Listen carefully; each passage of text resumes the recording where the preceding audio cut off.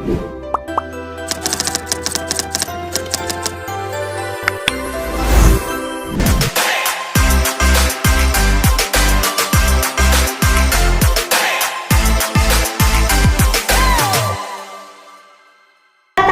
selamat datang di podcast Tips Indonesia.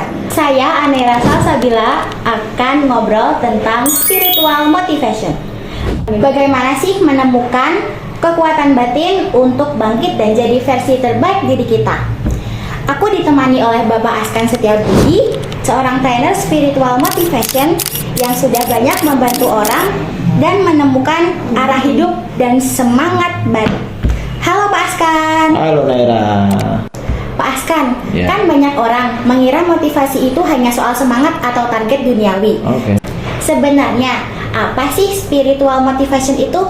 Iya, jadi gini Mbak Naira. Motivasi itu adalah motif untuk aksi. Motif untuk action. Alasan supaya orang mau berbuat. Nah, itu motivasi. Nah, kalau spiritual itu berarti motivasi yang didasari nilai-nilai spiritual. Nah, seringkali memang kalau orang-orang yang sekuler ya, yang tidak beragama, itu motivasi berhenti hanya motivasi duniawi, misalnya sukses harta benda, pangkat, kekayaan, ya kan, pencapaian duniawi, status sosial dan sebagainya. Tapi kalau spiritual motivation itu melampaui itu semua. Andai di sana ada duniawi, itu tujuannya untuk akhirat. Andai di sana ada status sosial yang pengen diraih, goalnya tetap untuk akhirat. Iya. Andai di sana ada kekuasaan yang pengen diraih, itu motifnya untuk akhirat. Jadi kita nggak salah sukses di dunia, kita nggak salah bisa meraih keberhasilan, kejayaan di dunia. Yang penting itu bermanfaat nggak untuk akhirat. Dengan memahami itu, kita lebih wise, lebih bijak, lebih tenang, lebih bermakna dalam mengejar kesuksesan, lebih bermakna dalam memotivasi diri kita dalam mengejar kesuksesan gitu. Kenapa ya Pak, banyak orang merasa semangatnya cepat habis meski sudah ikut banyak seminar motivasi? Jadi gini Mbak Naira, motivasi terbaik itu dari internal, bukan dari eksternal. Seminar hanya trigger, seminar hanya pemantik, seminar hanya booster gitu, untuk mengingatkan kita, ngecas kita, untuk reminder atau reminding kita tentang hakikat hidup ini, tentang kenapa sih kita harus semangat, tentang kenapa sih kita harus meraih prestasi. Nah, kembali ke diri kita, mau nggak kita sebagai subjek itu kemudian terus bersemangat? Maka Allah berfirman, innallaha la yughayyir ma biqaumin hatta yughayyir ma bi anfusihim. Allah itu nggak akan merubah keadaan kita kecuali kita sendiri yang mengubahnya. Jadi jangan salahkan seminarnya, salahkan diri kita. Kenapa kita tidak self motivation? Kenapa kita tidak mencari cara bagaimana kita selalu termotivasi? Begitu Mbak Nea. Ya. Kalau dalam training spiritual motivation, biasanya apa saja sih yang dibahas atau dilatih Pak? Iya, biasanya kita membahas tiga pilar yang kami istilahkan sukses dengan metode PMS. P, profesional, kita harus profesional nih Mbak Naira, misalnya sekolah harus belajar, itu profesional. Kemudian N, manajerial. Nah, manajerial kaitannya sama karakter, akhlak, kerjasama, kemampuan kita untuk kemudian berinteraksi dengan manusia yang lainnya, hablum minan nas gitu. Dan yang terakhir S-nya spiritual, bagaimana kita ini menyadari, bagaimana kita ini menyadari dengan sesadar-sadarnya bahwa percuma profesional, percuma manajerial kalau nggak diiringi dengan spiritual. Contoh, ketika kita ini pinter, teman kita banyak, kalau Tuhan tidak berkehendak, kita nggak bisa sukses. Kalau Tuhan tidak menghendaki, kita nggak bisa berhasil. Kalau Tuhan tidak memberi, kita nggak mungkin berhasil. Nah, kesadaran ini yang kita tanamkan sehingga orang tidak sombong. Maka dalam doa di akhir sholat ada Mbak, doa itu bunyinya begini, Allahu la mani'a lima atoid wala mu'tiya lima man'at wala yang fa'udhal jadi mingkal jadi. Ketika Allah tidak memberi, maka tidak ada siapapun yang bisa memberi kita. Demikian juga kalau Allah memberi, tidak ada siapapun yang bisa menghalangi kita.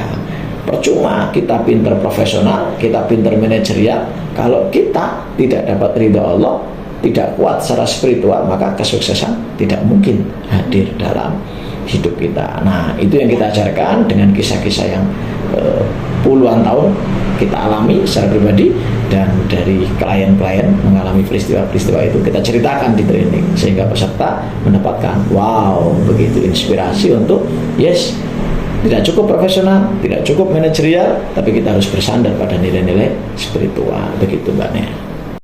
Kalau contohnya ada pendengar yang merasa kosong atau jauh dari Tuhan, langkah pertama apa yang bisa dilakukan supaya semangatnya kembali lagi? Iya. Al-iman yazidu wa yanqus. Iman itu naik turun Mbak Nera.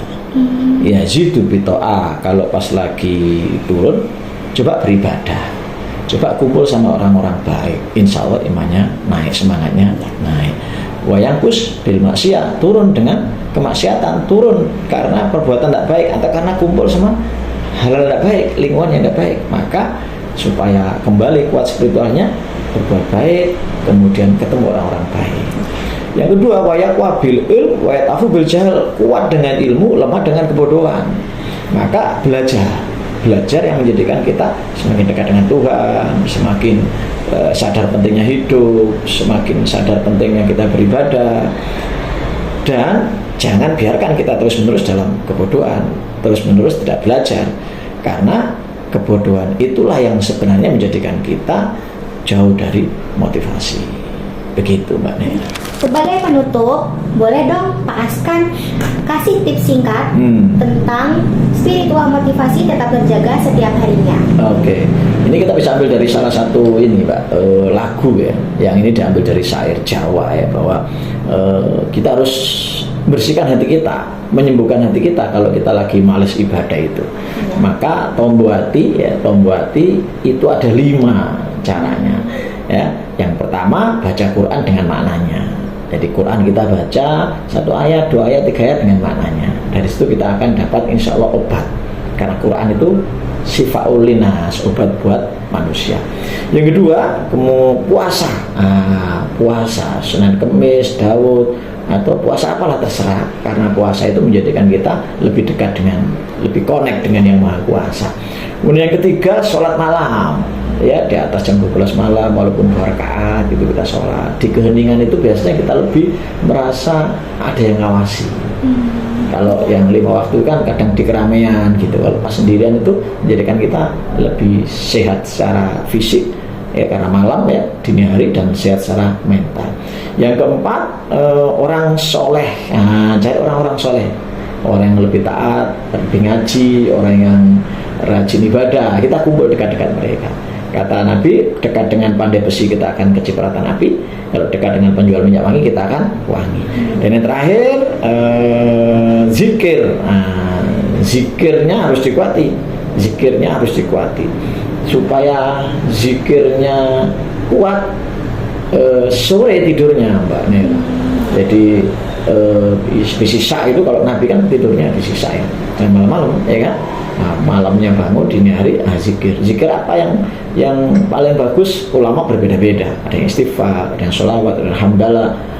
Yang menjadikan kita intinya lebih sadar tentang hidup ini, dari mana mau kemana. Usia kita belum tentu lama kan. Bisa jadi yang muda kayak Mbak Nera wafatnya belakangan, yang saya senior. Kebalik, Mbak Nera duluan, saya senior belakangan ya kan. Atau saya senior belakangan, Mbak Nera duluan, sama ya. Ya, jadi kita nggak tahu ya kan. Bisa jadi malam ini malam terakhir bagi kita. Nggak usah dinyanyikan, ada lagunya itu ya kan.